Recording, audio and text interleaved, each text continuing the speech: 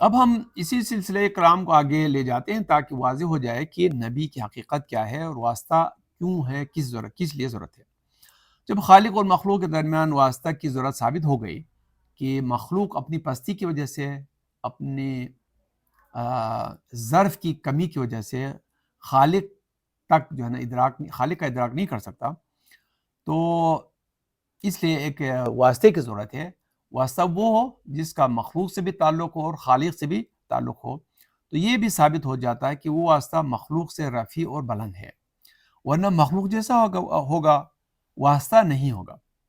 اسی طرح یقیناً خالق سے ادنا ہے، ورنہ خالق ہوگا واسطہ نہیں ہوگا۔ یعنی وہ ہستیاں جو حجت خدا ہیں وہ خدا سے نیچے ہیں لیکن انسانوں سے اوپر ہیں، لیکن اس واسطے میں اور خالق سے ارتباط کی قدرت ہونی چاہیے۔ واسطہ جو نبی ہے اس میں خالق کے ساتھ ارتباط کرنے کی صلاحیت ہونی چاہیے۔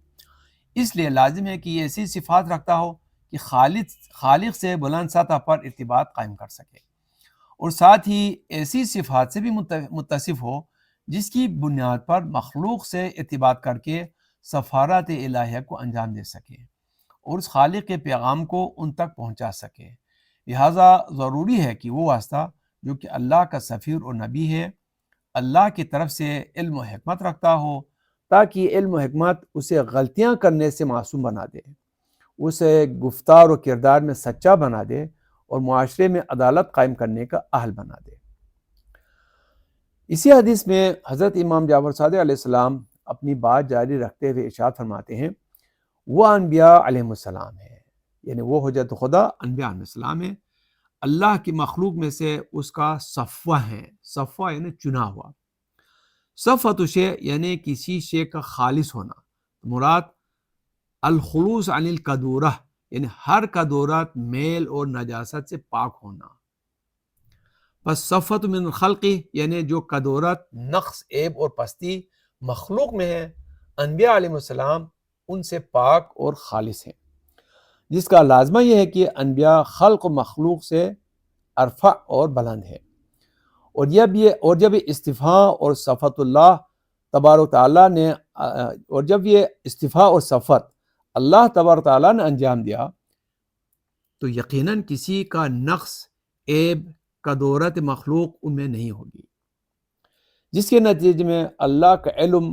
قدرت، حکمت، قدوسیت و طہارت ان میں بھی ہوگی۔ لہٰذا صفوتہ من خلقہ انبیاء کی عصمت پر قطعی دلیل ہے،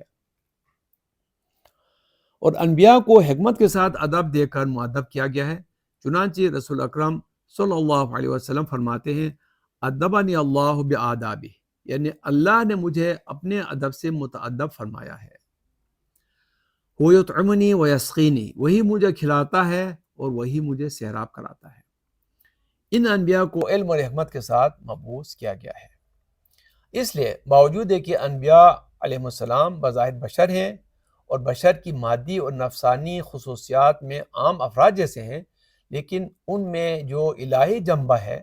جس کے تحت اللہ تعالیٰ نے انہیں علم، حکمت، عصمت، صداقت، عدالت اور معجزہ کے بے شمار خدائی صفات سے نوازا ہے، انبیاء اس لیے وہ عام افراد بشر سے بہت زیادہ اعلیٰ و ارفع و ذوات مقدسہ ہیں۔ انبیاء کی ظاہری خلقت اور ترتیب عام انسانوں جیسی ہے، اس لیے جہاں لوگوں کے سر، آنکھ، ناک، ہونٹ، زبان، ہاتھ اور پاؤں ہوتے ہیں ظاہری صورت میں، ویسے ہی اعضاء و جوارح انبیاء کو بھی عطا کیے گئے ہیں، لیکن عام انسانوں کے اعضاء کے حالات اور خصوصیات پاکیزگی اور شرافت کے لحاظ سے انبیاء جیسی نہیں ہے، اور نبی اکرم صلی اللہ علیہ وسلم کا فرمان انا بشر مثلکم، یعنی میں تم لوگوں جیسا بشر ہوں، فقط ظاہری صورت اور اعضاء کی ترتیب و ترکیب کے لحاظ سے فرمایا ہے، ورنہ نہ ان کا ہاتھ ہم جیسا، نہ ان کی آنکھ ہم جیسی، نہ زبان ہم جیسی، نہ بدن مبارک ہم جیسا۔ چنانچہ زرارہ امام باقر علیہ السلام سے روایت کرتے ہیں، عن ابی جعفر علیہ السلام قال قال رسول اللہ صلی اللہ علیہ وآلہ انا معاشر الانبیاء تنام عیوننا ولا تنام قلوبنا ونرى من خلفنا كما نرى من بین ایدینا۔ یہ بحر الانوار کی جلد 11 میں ہے، صفحہ نمبر 55 پر۔ امام محمد باقر علیہ السلام فرماتے ہیں کہ رسول خدا صلی اللہ علیہ وسلم نے فرمایا ہم گروہ انبیاء ہماری آنکھیں ظاہراً سوتی ہیں بند ہوتی ہیں لیکن ہمارے قلوب نہیں سوتے، یعنی ہمارا وجود ہمیشہ بیدار ہے۔ ہم اپنی پشت سے بھی ایسے دیکھتے ہیں جیسے سامنے سے دیکھتے ہیں، یعنی نبی کا پشت آنکھ ہے، ہماری پشت آنکھ نہیں ہے۔ تو گویا نبی کے تمام اعضاء و جوارح ادراک کرتے ہیں۔ ہو سکتا ہے نبی کے جو ہے نا وہ دست مبارک بھی سے بھی چیزیں نظر آتی ہوں، ہماری ہاتھوں میں یہ صلاحیت نہیں ہے۔ تو اس وجہ سے انبیاء علیہ السلام خدا حکیم و علیم کی طرف سے حکمت کے ساتھ معیت ہوتے ہیں اور دلائل و براہین اور شواہد نبوت سے ان کی تائید کی جاتی ہے، یعنی نبوت کی علامات اور نشانی کے طور پر معجزات اور برہانوں سے انہیں مسلح کر کے بھیجا جاتا ہے۔ جیسے حضرت عیسیٰ علیہ السلام نے جھولے میں فرمایا میں اللہ کا بندہ ہوں، مجھے کتاب دے کر اور نبی بنا کر بھیجا گیا ہے۔ قال انی عبد اللہ آتانی الکتاب وجعلنی نبیا، سورہ مریم آیت نمبر 30۔ کتاب اور صحیفہ آسمانی انبیاء کی شاہد ہوتی ہے، چنانچہ قرآن کریم کی صورت میں موجود کلام الہی رسول خدا صلی اللہ علیہ وسلم کا ایک زندہ اور پائندہ معجزہ ہے۔ اس کے علاوہ حضرت عیسیٰ کا مردوں کو زندہ کرنا،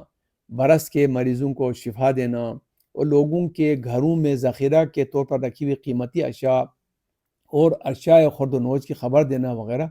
یہ معجزہ ہیں اور تائید الہی کی مثالیں ہیں۔